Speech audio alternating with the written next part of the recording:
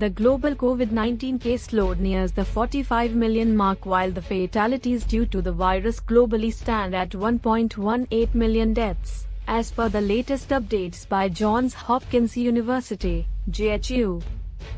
According to the university's tracker, the global caseload stands at 4,49,42,003, while 11,80,277 patients have succumbed to the disease worldwide.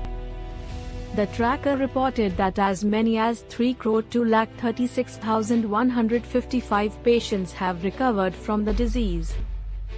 The United States continues to be the worst affected country from the pandemic, with its caseload nearing the 9 million case mark.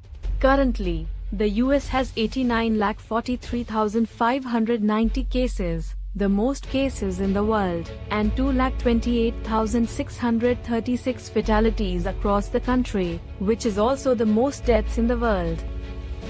As many as 35,54,336 across the US have recovered from the disease.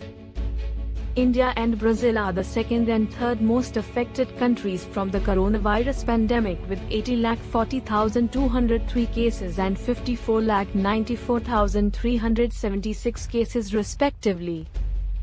After the US, Brazil has the second highest COVID-19 death toll in the world, with over 1,58,969 patients succumbing to the pathogen. The tracker further reported that out of the 30.2 million recovered patients across the world, India has the most recovered patients from COVID-19 in the world, with 73,15,989 patients recovering from the disease in the country.